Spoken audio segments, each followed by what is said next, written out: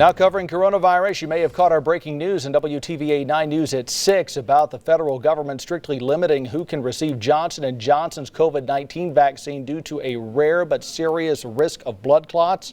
Dr. Vernon Rayford is a familiar face in WTVA 9 News at noon when it comes to all things COVID. He serves on the Northeast Mississippi Coalition Against COVID-19. So Dr. Rayford, what's your takeaway from this decision by the Food and Drug Administration?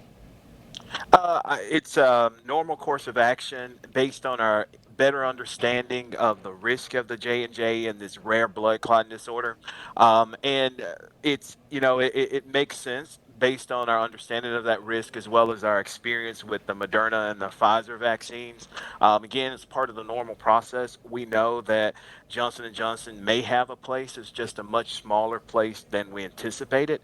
And I also recognize that this is not very disruptive because less than 10% of our vaccines have been the Johnson & Johnson vaccine. And so the limits include, so if people are able to get the other vaccine, it's recommended to get the other vaccines, but there are some people by way of allergy or just preference who still want the J&J, and so the FDA just limited to those groups. By the way, I know about the blood clotting. We just had on our screen some symptoms of what's called TTS. What is that?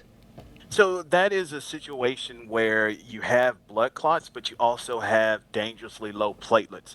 Why it's so dangerous is because if you treat those blood clots the way we commonly treat other blood clots, we could cause potentially worsening. And so the danger is recognizing that this is a type of clotting, blood clot disorder that you treat differently from the most common cause.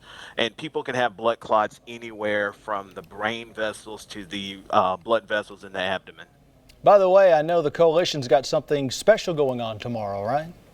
Yeah, so really excited about tomorrow. We're going to celebrate a year of service, a year of us and partners in vaccines and community supporters giving over 2,300 vaccines. So tomorrow we're going to be at the Mississippi Minority Farmers Alliance for a celebration brunch.